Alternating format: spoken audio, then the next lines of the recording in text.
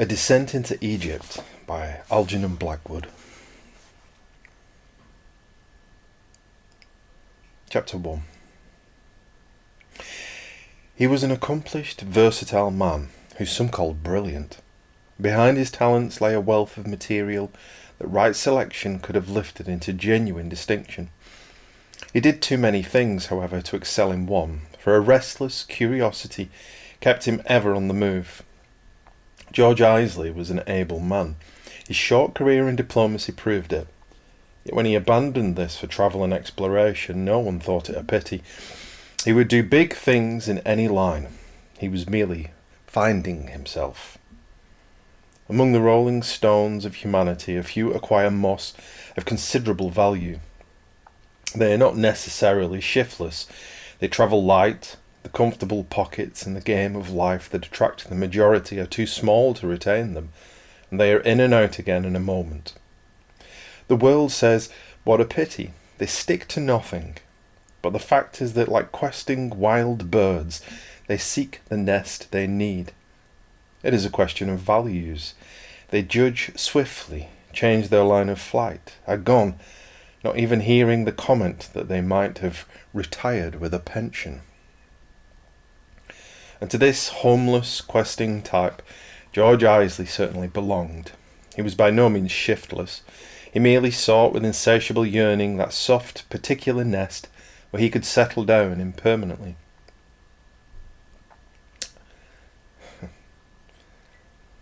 And to this homeless, questing type, George Isley certainly belonged. He was by no means shiftless. He merely sought with insatiable yearning that soft, particular nest where he could settle down in permanently. And to an accompaniment of sighs and regrets from his friends, he found it. He found it, however, not in the present, but by retiring from the world without a pension, unclothed with honours and distinctions. He withdrew from the present and slipped softly back into a mighty past where he belonged. Why? How? Obeying what strange instincts? This remains unknown. Deep secret of an inner life that found no resting place in modern things. Such instincts are not disclosable in 20th century language, nor are the details of such a journey properly describable at all, except by the few, poets, prophets, psychiatrists and the like. Such experiences are dismissed with the neat museum label, queer. So equally must the recorder of this experience share the honour of that little label. He who by chance witnessed certain external and visible signs of this inner and spiritual journey. There remains nevertheless the amazing reality of the experience, and to the recorder alone was some clue of interpretation possible. Perhaps because in himself also lay the law, though less imperative, of a similar journey. At any rate, the interpretation may be offered to the handful who realise that trains and motors are not the only means of travel left to our progressive race. In his younger days, I knew George Isley intimately. I know him now, but the George Isley I knew of old, the arresting personality with whom I travelled, climbed, explored, is no longer with us. He is not here. He disappeared, gradually, into the past. There is no George Isley, and that such individuality could vanish while still his outer semblance walks the familiar streets, normal apparently, and not yet 50 in the number of his years, seems a tale, though difficult, well worth the telling. For I witnessed the slow submergence. It was very gradual. I cannot pretend to understand the entire significance of it. There was something questionable and sinister in the business that offered hints of astonishing possibilities. Whether a corps of spiritual police, the matter might be partially cleared up, but since none of the churches have yet organised anything effective of this sort, one can only fall back upon variants of the blessed Mesopotamia, and whisper of derangement and the like. Such labels, of course, explain as little as most other clichés in life. That well-groomed, soldierly figure strolling down Piccadilly, watching the races, dining out. There is no derangement there. The face is not melancholy, the eye not wild, the gestures are quiet and the speech controlled. Yet the eye is empty, the face expressionless. Vacancy reigns there, provocative and significant, if not unduly noticeable. It is because the majority in life neither expect nor offer more. At closer quarters you may think questioning things, or you may think nothing, probably the latter. You may wonder why something continually expected does not make its appearance, and you may watch for the evidence of personality the general presentment of the man has led you to expect. Disappointed, therefore, you may certainly be, but I defy you to discover the smallest hint of mental disorder and of derangement or nervous affliction. Absolutely nothing. Before long, perhaps, you may feel you are talking with a dummy, some well-trained automaton, a non-entity devoid of spontaneous life, and afterwards you may find that memory fades rapidly away, as though no impression of any kind has really been made at all.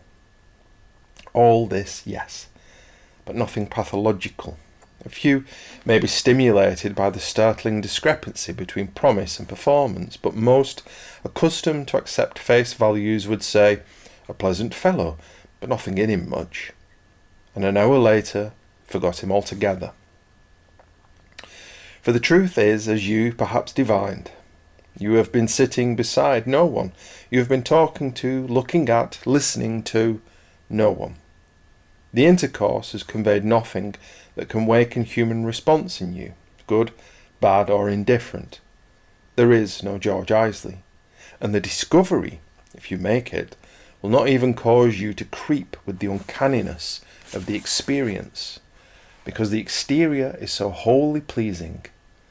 George Isley today is a picture with no meaning in it that charms merely by the harmonious colouring of an inoffensive subject. He moves undiscovered in the little world of society to which he was born, secure in the groove first habit has made comfortably automatic for him. No one guesses, none that is, but the few who knew him intimately in early life, and his wandering existence has scattered these. They have forgotten what he was. So perfect indeed is he in the manners of the commonplace, fashionable man that no woman in his set is aware that he differs from the type she is accustomed to. He turns a compliment with the accepted language of her textbook, motors, golfs and gambles in the regulation manner of his particular world. He is admirable, perfect automaton. He is nothing. He is a human shell.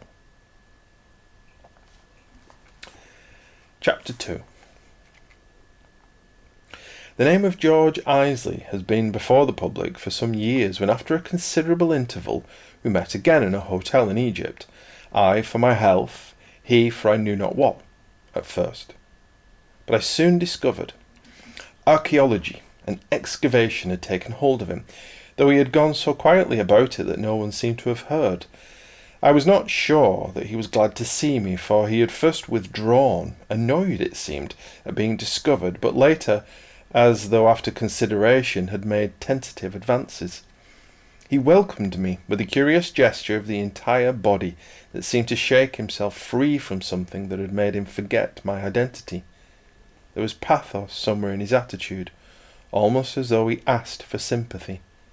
I've been out here, off and on, for the last 3 years, he told me, after describing something of what he had been doing. I find it the most repaying hobby in the world. It leads to a reconstruction, an imaginative reconstruction, of course, I mean, of an enormous thing the world had entirely lost. A very gorgeous, stimulating hobby, believe me, and a very He quickly changed the word. Exacting one, indeed.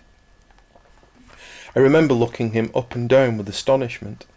There was a change in him, a lack. A note was missing in his enthusiasm, a colour in the voice, a quality in his manner.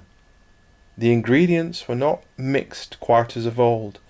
I did not bother him with questions, but I noticed thus at the very first in a subtle alteration. Another facet of the man presented itself. Something that had been independent and aggressive was replaced by a certain emptiness that invited sympathy. Even in his physical appearance the change was manifested, this odd suggestion of lessening. I looked again more closely. Lessening was the word. He had somehow dwindled. It was startling, vaguely unpleasant too.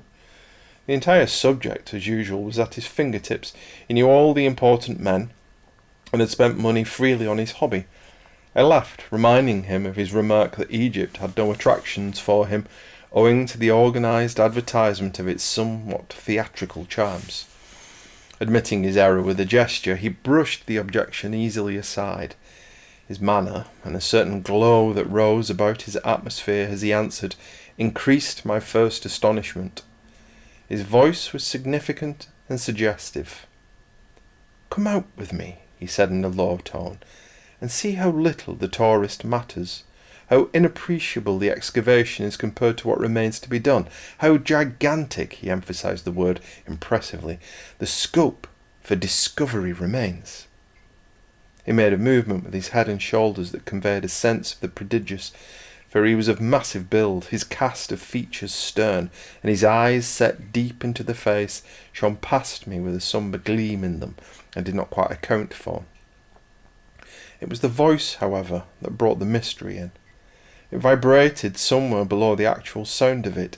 "Egypt," he continued, and so gravely at first that I made the mistake of thinking he chose the curious word on purpose to produce a theatrical effect, "that has enriched her blood with the pageant of so many civilizations, that has devoured Persians, Greeks and Romans, Saracens and Marmadukes, a dozen conquests and invasions besides.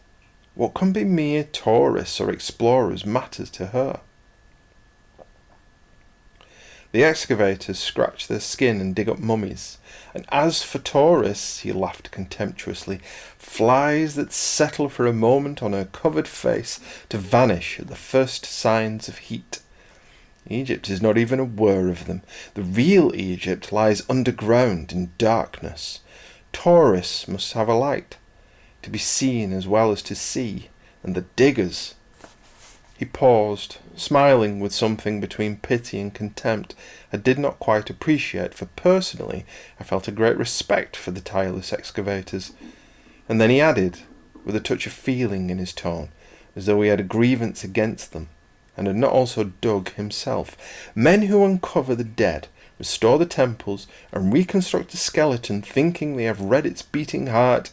He shrugged his great shoulders, and the rest of the sentence may have been but the protest of a man in defence of his own hobby, but that there seemed an undue earnestness and gravity about it that made me wonder more than ever. He went on to speak of the strangeness of the land as a mere ribbon of vegetation along the ancient river, the rest all ruins, desert, sun-drenched wilderness of death, yet so breakingly alive with wonder, power, and certain disquieting sense of deathlessness, there seemed for him a revelation of unusual spiritual kind in this land where the past survived so potently. He spoke almost as though it obliterated the present. Indeed, the hint of something solemn behind his words made it difficult for me to keep up the conversation, and the pause that presently came I filled in with some word of questioning surprise, which yet I think was chiefly in concurrence. I was aware of some big belief in him, some enveloping emotion that escaped my grasp, yet though I did not understand, his great mood swept me. His voice lowered then as he went on to mention temples and tombs and deities, details of his own discoveries and of their effect upon him. But to this I listened with half an ear, because in the unusual language he had first made use of I detected this other thing that stirred my curiosity more, stirred it uncomfortably. "Then the spell," I asked, remembering the effect of Egypt upon myself 2 years before, "has worked upon you as upon most others, only with greater power?" He looked hard at me a moment, signs of trouble showing themselves faintly in his rugged, interesting face. I think he wanted to say more than he could bring himself to confess. He hesitated. "I'm only glad," he replied after a pause, "it didn't get hold of me earlier in life. It would have absorbed me. I should have lost all other interests. Now, that curious look of helplessness, of asking sympathy, flitted like a shadow through his eyes. Now that I'm on the decline, it matters less. On the decline? I cannot imagine by what blundering I missed this chance he never offered again. Somehow or other the singular phrase passed unnoticed at the moment, and only came upon me with its full significance later when it was too awkward to refer to it. He tested my readiness to help, to sympathise, to share his inner life. I missed the clue, for at the moment a more practical consideration interested me in his language. Being of those who regretted that he had not excelled by devoting his powers to a single object, I shrugged my shoulders. He caught my meaning instantly. Oh, he was glad to talk. He felt the possibility of my sympathy underneath, I think. No, you take me wrongly there, he said with gravity. What I mean, and I ought to know if anyone does, is that while most countries give, others take away, Egypt changes you. No one can live here and remain exactly what he was before. This puzzled me. It startled, too, again. His manner was so earnest. And Egypt, you mean, is one of those countries that takes away? I asked. The strange idea unsettled my thoughts a little. First takes away from you, he replied, but in the end takes you away. Some lands enrich you, he went on, seeing that I listened, while others impoverish. From India, Greece, Italy, all ancient lands you return with memories you can use. From Egypt you return with nothing. Its splendour stupefies. It's useless. There is a change in your innermost being, an emptiness, unaccountable yearning, but you find nothing that can fill the lack you're conscious of. Nothing comes to replace what has gone. You have been drained. I stirred, but I nodded a general acquiescence. Of a sensitive artistic temperament, this was certainly true, though by no means the superficial and generally accepted verdict. The majority imagine that Egypt has filled them to the brim. I took this deeper reading of the facts. I was aware of an odd fascination in his idea. Modern Egypt, he continued, is, after all, but a trick of civilization, and there was a kind of breathlessness in his measured tone. But ancient Egypt lies waiting, hiding underneath. Though dead, she is amazingly alive, and you feel her touching you. She takes from you. She enriches herself. You return from Egypt less than you were before. What came over my mind is hard to say. Some touch of visionary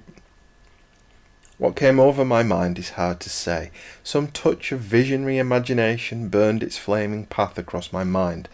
I thought of some old Grecian hero speaking of his delicious battle with the gods, battle in which he knew he must be worsted, but yet in which he delighted, because at death his spirit would join their glorious company beyond this world.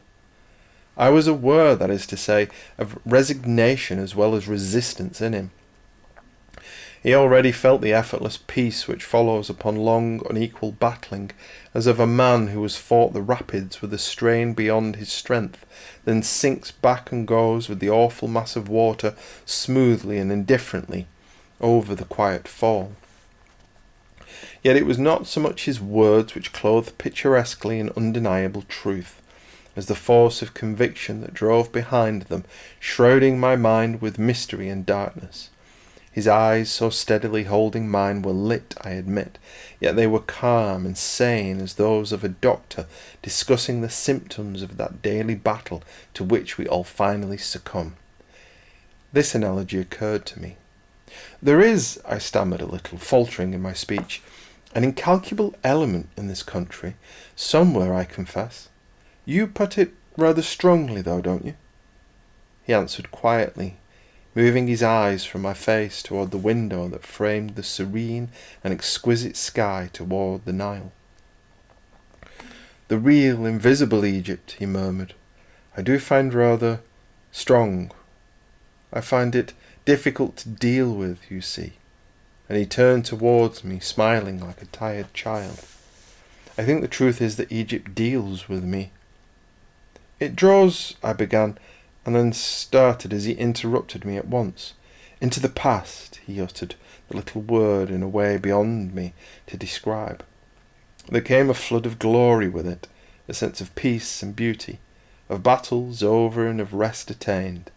No saint could have brimmed heaven with as much passionately enticing meaning. He went willingly, prolonging the struggle merely to enjoy the greater relief and joy of the consummation. For again he spoke as though a struggle were in progress in his being. I got the impression that he somewhere wanted help. I understood the pathetic quality I had vaguely discerned already. His character naturally was so strong and independent it now seemed weaker, as though certain fibres had been drawn out, and I understood then that the spell of Egypt, so lightly chattered about it, its sensational aspect, so rarely known in its naked power, the nameless creeping influence that begins deep below the surface and thence sends delicate tendrils outwards, was in his blood. I, in my untaught ignorance, had felt it too. It is undeniable. One is aware of unaccountable queer things in Egypt. Even the utterly prosaic feel them. Dead Egypt is marvellously alive. I glanced past him out of the big windows where the desert glimmered in its featureless expanse of yellow leagues, two monstrous pyramids signalling from across the Nile, and for a moment, inexplicably it seemed to me afterwards, I lost the sight of my companion's stalwart figure that was yet so close before my eyes. He had risen from his chair. He was standing near me, yet my sight missed him altogether. Something dim as a shadow, faint as a breath of air, rose up and bore my thoughts away, obliterating vision too. I forgot for a moment who I was. Identity slipped from me.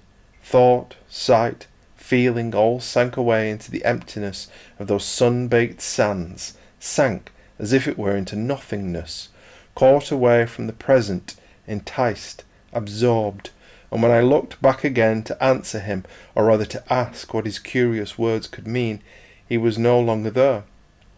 More than surprised, for there was something of a shock in the disappearance, I turned to search. I had not seen him go. He had stolen from my side so softly, slipped away silently, mysteriously, and so easily. I remember that a faint shiver ran down my back as I realized that I was alone.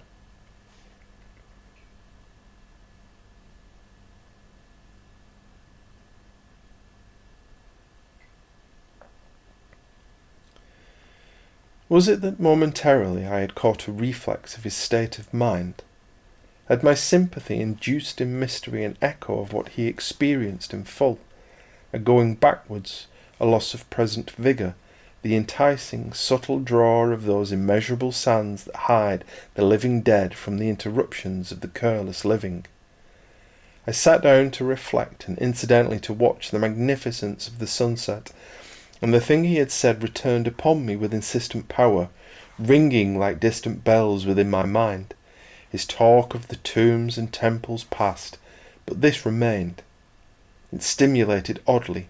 His talk, I remembered, had always excited curiosity in this way. Some countries give while others take away. What did he mean precisely? What had Egypt taken away from him? And I realized more definitely than something in him was missing, something he possessed in former years that was now no longer there. He had grown shadowy, already in my thoughts. The mind searched keenly, but in vain, and after some time I left my chair and moved over to another window, aware that a vague discomfort stirred within me that involved uneasiness for him. I felt pity. But behind the pity was an eager, absorbing curiosity as well. He seemed receding curiously into misty distance, and the strong desire leaped in me to overtake, to travel with him into some vanished splendour that he had rediscovered.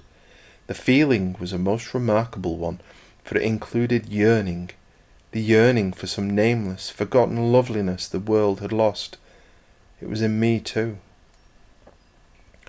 At the approach of twilight, the mind loves to harbour shadows. The room, empty of guests, was dark behind me. Darkness, too, was creeping across the desert like a veil. deepening the serenity of its grim, unfeatured face. It turned pale with distance. The whole great sheet of it went rustling into night. The first stars peeped and twinkled, hanging loosely in the air as though they could be plucked like golden berries, and the sun was already below the Libyan horizon, where gold and crimson faded through violet into blue. I stood watching the mysterious Egyptian dusk, while an eerie glamour seemed to bring the incredible within uneasy reach of the half-faltering senses, and suddenly the truth dropped into me. Over George Isley, over his mind and energies, over his thoughts and over his emotions too, a kind of darkness was also slowly creeping. Something in him had dimmed, yet not with age. It had gone out.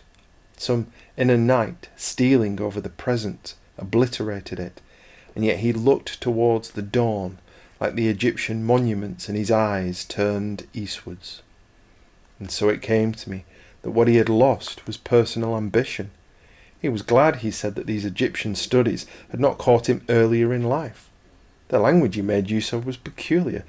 Now I am on the decline, it matters less. A slight foundation, no doubt, to build conviction on, and yet I felt sure that I was partly right. He was fascinated, but fascinated against his will. The present in him battled against the past. Still fighting, he had yet lost hope. The desire not to change was now no longer in him. I turned away from the window so as not to see that grey, encroaching desert, for the discovery produced a certain agitation in me. Egypt seemed suddenly for a living entity of enormous power. She stirred about me. She was stirring now. This flat and motionless land, pretending it had no movement, was actually busy with a million gestures that came creeping round the heart. She was reducing him. Already from the complex texture of his personality she had drawn one vital thread, that in its relation to the general woof was of central importance. Ambition. The mind chose the simile, but in my heart, where thought fluttered in singular distress, another suggested itself as truer. Thread changed to artery. I turned quickly and went up to my room where I could be alone. The idea was somewhere ghastly.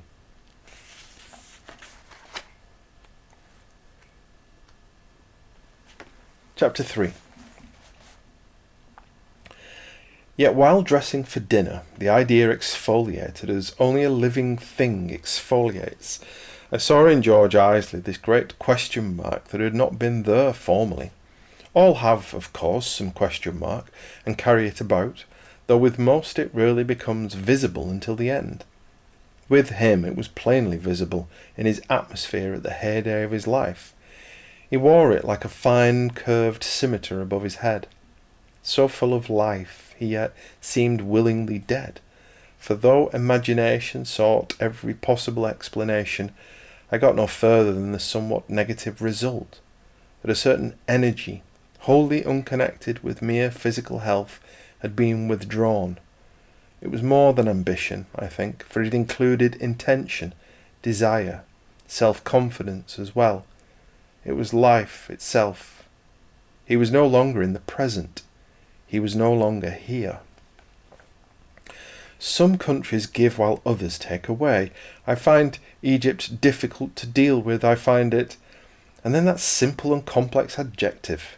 Strong. In memory and experience the entire globe was mapped for him.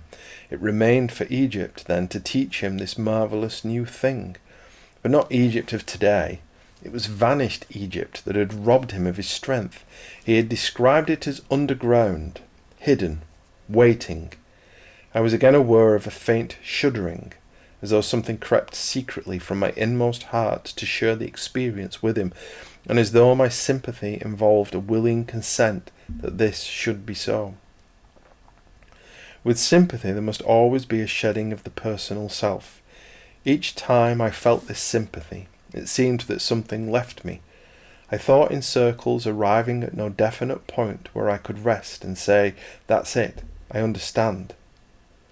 The giving attitude of a country was easily comprehensible, but this idea of robbery, of deprivation, baffled me, an obscure alarm took hold of me, for myself as well as for him. At dinner, where he invited me to his table, the impression passed off a good deal, however, and I convicted myself of a woman's exaggeration.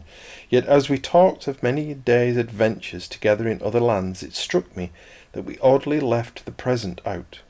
We ignored today. His thoughts, as it were, went most easily backwards, and each adventure led, as by its own natural weight and impetus, towards one thing, the enormous glory of a vanished age. Ancient Egypt was home in this mysterious game life played with death. The specific gravity of his being, to say nothing for the moment of my life, had shifted lower, further off, backwards and below, or as he put it, underground. The sinking sensation I experienced was of a literal kind. And so I found myself wondering what had led him to this particular hotel. I had come out with an affected organ the specialist promised me would heal in the marvellous air of Heloan, but it was queer that my companion also should have chosen it. Its clientele was mostly invalid, German and Russian invalid at that. The management set its face against the lighter, gayer side of life that hotels in Egypt usually encourage eagerly. It was a true rest house, a place of repose and leisure, a place where one could remain undiscovered and unknown. No English patronised it. One might easily, the idea came unbidden, suddenly, hide in it. "Then you're doing nothing just now," I asked, "in the way of digging? No big expeditions or excavating at the moment?" "I'm recuperating," he answered carelessly. "I've had 2 years up at the Valley of the Kings and overdid it rather, but I'm by way of working at a little thing near here across the Nile." And he pointed in the direction of Saqqara, where the huge Memphian cemetery stretches underground from the Dakar pyramids to the Giza monsters 4 miles lower down. "There's a matter of 100 years in that alone." "You must have accumulated a mass of interesting material. I suppose later you'll make use of it, a book or—" His expression stopped me. That strange look in the eyes that had stirred my first uneasiness. It was as if something struggled up a moment, looked bleakly out upon the present, and then sank away again. "More," he answered listlessly, "than I can ever use. It's much more likely to use me." He said it hurriedly, looking over his shoulder as though someone might be listening, and then smiled significantly, bringing his eyes back upon my own again. I told him that he was far too modest.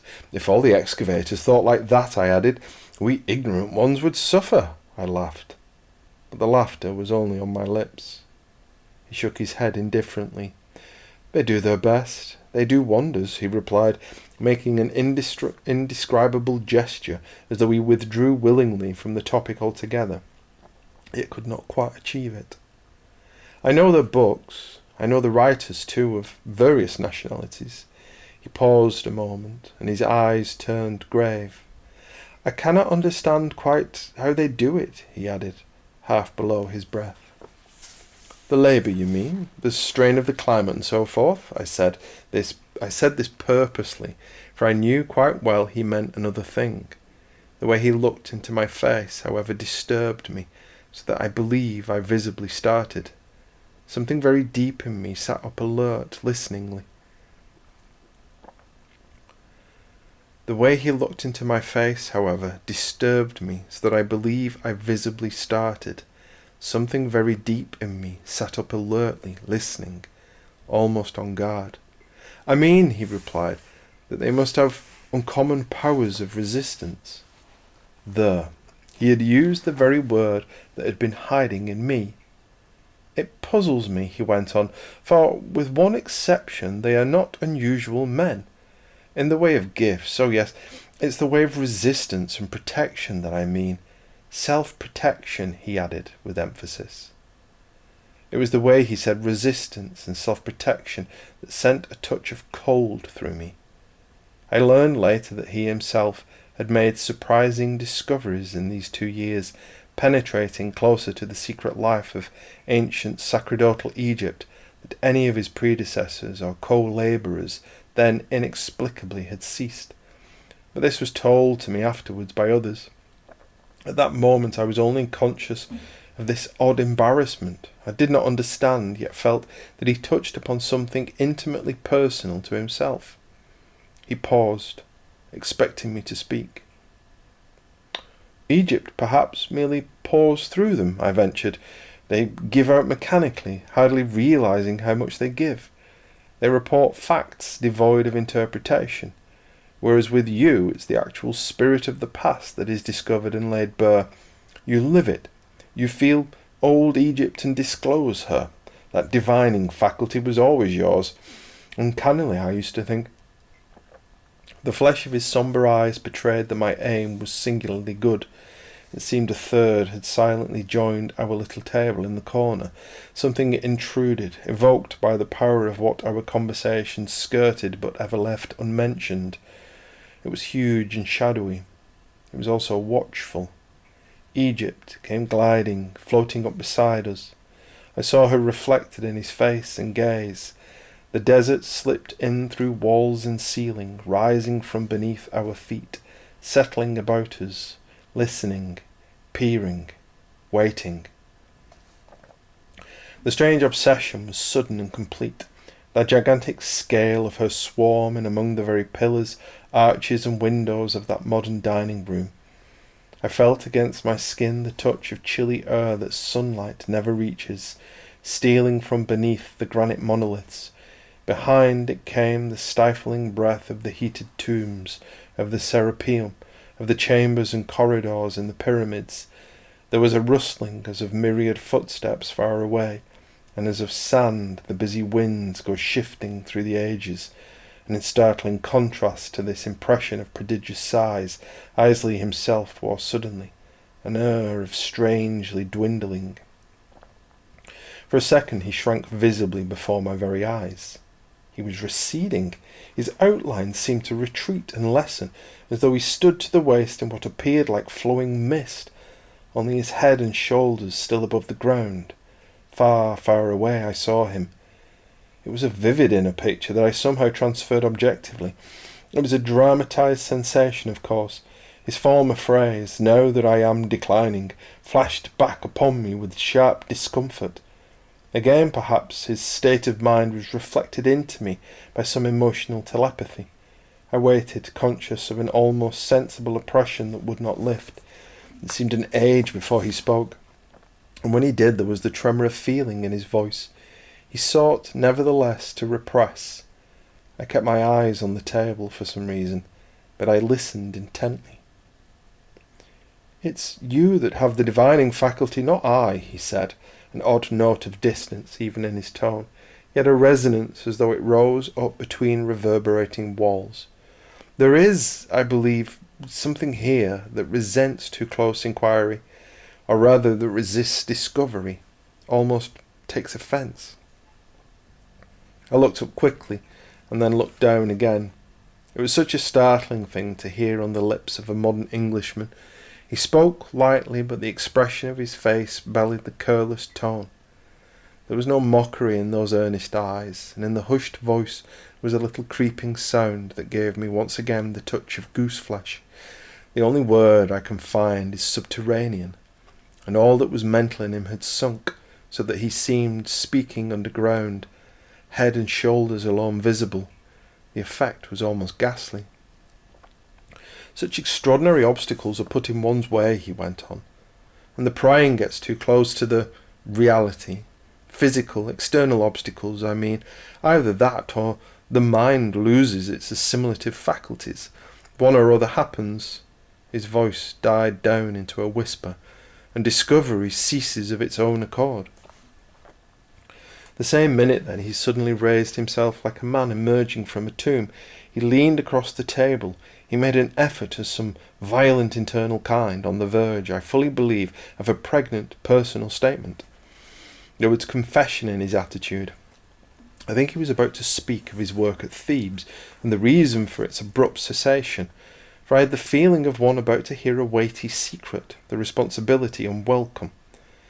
This uncomfortable emotion rose in me, as I raised my eyes to his somewhat unwillingly, only to find that I was wholly at fault. It was not me he was looking at. He was staring past me, in the direction of the wide unshuttered windows. The expression of yearning was visible in his eyes again. Something had stopped his utterance, and instinctively I turned and saw what he saw. So far as external details were concerned, at least I saw it. Across the glare and glitter of the uncompromising modern dining room, past crowded tables and over the heads of Germans feeding unpicturesquely, I saw the moon. Her reddish disk, hanging unreal and enormous, lifted the spread sheet of desert till it floated off the surface of the world. The great window faced the east, where the Arabian desert breaks into a ruin of gorges, cliffs and flat-topped ridges. It looked unfriendly, ominous, with danger in it. Unlike the serene sand dunes of the Libyan desert, there lay both menace and seduction behind its flood of shadows. And the moonlight emphasized this aspect. Its ghostly desolation, its cruelty, its bleak hostility, turning it murderous. For no river sweetens this Arabian desert. Instead of sandy softness, it has fangs of limestone rock, sharp and aggressive. Across it, just visible in the moonlight, as a thread of paler grey, the old camel trail to Suez beckoned faintly, and it was this that he was looking at so intently. It was, I know, a theatrical stage-like glimpse, yet in it a seductiveness most potent. "Come out," it seemed to whisper, "and taste my awful beauty. Come out and lose yourself and die. Come out and follow my moonlit trail into the past, where there is peace and immobility and silence. My kingdom is unchanging underground. Come down, come softly, come through sandy corridors below this tinsel of your modern world. Come back, come down into my golden past." A poignant desire stole through my heart on moonlit feet. I was personally conscious of a keen yearning to slip away in unresisting obedience, for it was uncommonly impressive, this sudden, haunting glimpse of the world outside. The hairy foreigners, uncouthly garbed, all busily eating in full electric light, provided a sensational contrast of emphatically distressing kind. A touch of what is called unearthly hovered about the distance through the window. There was weirdness in it. Egypt looked in upon us. Egypt watched and listened, beckoning through the moonlit windows of the heart to come and find her. Mind and imagination might flounder as they pleased, but something of this kind happened undeniably, whether expression in language fails to hold the truth or not. And George Isley, aware of being seen, looked straight into the awful visage, fascinated. Over the bronze of his skin there stole a shade of grey. My own feeling of enticement grew. The desire to go out into the moonlight, to leave my kind and wander blindly through the desert, to see the gorges in the shining silver and taste the keenness of the cool, sharp air. Further than this with me it did not go, but my companion felt the bigger, deeper draw behind this surface glamour. I have no reasonable doubt. For a moment, indeed, I thought he meant to leave the table. He had half risen in his chair. It seemed he struggled and resisted, and then his big frame subsided again. He sat back. He looked, in the attitude his body took, less impressive, smaller, actually shrunken into the proportions of some minuter scale. It was as though something in that second had been drawn out of him, decreasing even his physical appearance. The voice, when he spoke presently with a touch of resignation, held a lifeless quality as though deprived of virile timbre. "It's always there," he whispered, half collapsing back into his chair. "It's always watching, waiting, listening. Almost like a monster of the fables, isn't it? It makes no movement of its own, you see. It's far too strong for that. It just hangs there, half in the air and half upon the earth, a gigantic web. Its prey flies into it. That's Egypt all over. Do you feel like that too, or does it seem to you just imaginative rubbish? To me it seems that she just waits her time. She gets you quicker that way. In the end you're bound to go." Power, certainly, I said after a moment's pause to collect my wits, my distress increased by the morbidness of his smile. For some minds there may be a kind of terror too, for weak temperaments that are all imagination. My thoughts were scattered. I could not readily find good words. There is startling grandeur in a sight like that, for instance, and I pointed to the window. You feel drawn, as if you simply had to go. My mind still buzzed with his curious words. In the end you're bound to go. It betrayed his heart and soul. I suppose a fly does feel drawn, I added, or a moth to the destroying flame, or is it just unconscious on their part? He jerked his big head significantly. Well, he answered, but the fly isn't necessarily weak, or the moth misguided. Over-adventurous, perhaps, yet both obedient to the laws of their respective beings. They get warnings, too. Only when the moth wants to know too much, the fire stops it. Both flame and spider enrich themselves by understanding the natures of their prey, and fly and moth return again and again until this is accomplished. Yet George Isley was as sane as the head waiter who, noticing our interest in the window, came up just then and inquired whether we felt a draught and would prefer it closed. Isley, I realised, was struggling to express a passionate state of soul for which, owing to its rarity, no adequate expression lies at hand. There is a language of the mind, but there is none as yet of the spirit. I felt ill at ease.